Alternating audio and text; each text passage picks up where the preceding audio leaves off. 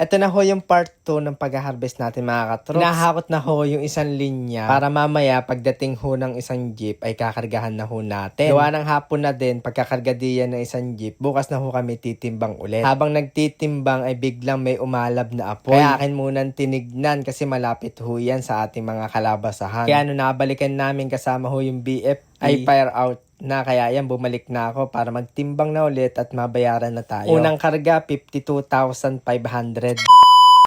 Hi mga katroops, magandang buhay! Ito na nga pala yung part 2 na karuktong ng ating pag-harvest ng ating tanim na kalabasa diniho sa area 1. Habang nag-harvest ay meron na ho nag-ahakot, nilalagay nila diyan sa kariton. Pagkalagay sa kariton, pupunta naman doon sa ilalim ho ng puno para doon ho itumpok. Mas maganda kasi diyan sa kalabasa mga katroops ay hindi ho siya maarawan. Kaya doon namin ilalagay sa ilalim ho ng puno. Para ho pag tinimbang na ay hindi ho mahihirapan. Gawang kahirap naman kung mainit. Lalo na kasi mga katroops pag wala hong puno ay talaga napakainit, walang kanlong, ay pahirapan ho magkarga. Ito na nga ho pala yung kalabaw mga katroops, kung mapapansin nyo, yung parang tela diyan ay meron ho yung foam sa loob. Kaya yung gagawin dyan ay babasain, magsisilbi ho siyang parang radiator, ay parang sasakyan may radiator. Ay umaari naman pagkakapunta doon sa may unahan, babasain ulit. Para hindi ho mabilis sapuin yung kalabaw ay kailangan ho kasi talaga may gay. Yung mga nagtatanong diyan kung di ga mayayak-yak yung kalabasa, yung puno, yung dahon, yung talbos. Pagdating ho doon sa puno, dahon, talbos mga katroops ay hindi naman ho sa pag-harvest. Bali maapektuhan lang ho diyan mga katroops. Yun hong dadaanan ng kariton. Kaya panigurado doon sa dadaanan ng kariton mga katroops ay hindi na ho yun mapapabunga. Kaya ginagawa namin diyan, bali dalawa lang ho yung dadaanan ng kariton. Kaya sa gitna na namin itinumpok para yun lang ho yung madadaanan at mayayak-yak ho ng kariton. Meron pang ang bilog na kalabasa ako nakuha diyan mga katroops. Kung tawagin namin ay Dragon Ball, ayun pa may hahanapin pa tayo mga 5 pagawa ng 7 yung Dragon Ball, diga. Bali, dalawa na yung nahanap. Sa pagkakalaki pa naman yan mga katroops, siguro titimbang yan ng mga 5 hanggang 6 na kilo, yung mabilog na hawak kong kalabasa. Pero akin na ho yan ibubukod, dadalhin ko na lang ho yun sa kubo. Sa part 2 pala natin mga katroops, ay hahakutin na yung mga naiiwan na kalabasa. Titignan ho natin kung mahahakot lahat at pag hindi naman, bukas na yung ibang maiiwan. Gawa na ang balak talaga diyan mga katroops. Haharvest tayo ngayon, hahakutin ngayon. Bukas na ho namin ikakarga diyan sa truck para naman hindi kami abuti ng gabi. Pag gabi kasi ay kahirap, ay kadilim. Bali, rin na nga ho mga katroops, nag-unang karga na tayo diyan sa jeep. Hindi ho natapos yung pagkakariton ngayon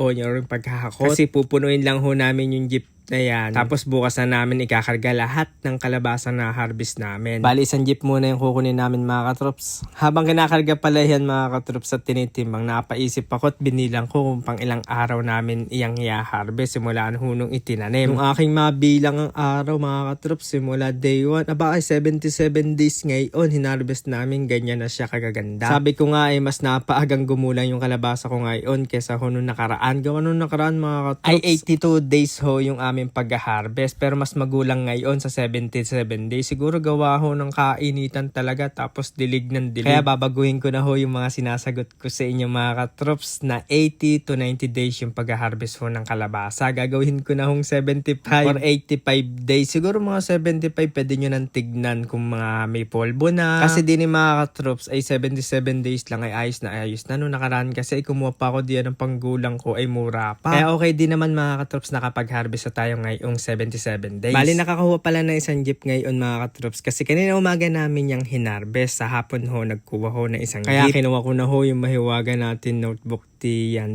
natin nililista kung ilang kilo na ho yung amin na ititimbang. Dahil bukas naman na ho namin ititimbang yung matitira, ayan isang timbangan na lang yung ginamit namin. Bali bukas daw ay 2 timbangan yung gagamitin namin para gadaangat ay 100, pero ngayon ay 50 lang ho ng 50. Maya ay bigla ho minapansin silang umaapoy kaya tinignan ko kung malapit na gadiyan sa aming mga tanimang kalabasa. Ito kasi yung area 2 natin mga katroops na tanim na kalabasa. Kung mapapansin nyo ay medyo may kalapitan na yung apoy, wag lang sanang lalapit din at pag nagkataon ay medyo tuyuho yung ilalim gawa ng kainitan talaga ng araw. Minalas-malas talaga ay masisigaan yung mga kalabasa. May dumating din palang bumbero. Ayan, habang papunta ho kami doon sa nasunog. Ayan, shoutout pala sa mga nagsiswimming diyan sa Pathways Farm Resort. Pagdating namin diyan ho sa nasunog na area mga katroops ay medyo wala na yung apoy ay nag-fire out na. Buti na lang ho talaga ay hindi na kumalat yung apoy pero marami-rami din ho yung nasigaan. Kaya nung nalaman ko hong safe na yung aking kalabasa, bumalik na ako din mga mga katrops at nagdiretso timbang na ulit kami nung namatapos na ayan magbabayaran na. Unang karga pala natin ng kalabasa diyan ho sa jeep mga katrops ay umabot ho tayo diyan ng 3,500 kilogram na kalabasa. Medyo napapangiti na ako diyan mga katrops gawa nung yung pinuhunan ko sa kalabasa ay nakuha ko na agad diyan sa unang karga. Yung mga naiiwan na kalabasa ay bukas na ay yun na ho yung aking kita. Unang karga natin kinita natin diyan mga katrops 52,500. Ay yung naiwan ay bukas na ho natin yan titimbangin. Kaya bukas na natin malalaman yung total na kikitain natin diyan sa ating tanim na kalabasa. Kaya sa part 3 na lang ho ulit mga katrops. Pa-support naman ako mga katrops. Pa-like and share naman ng ating video para sa part 3 natin. Kaya maraming salamat ho sa inyo mga katrops. Love love!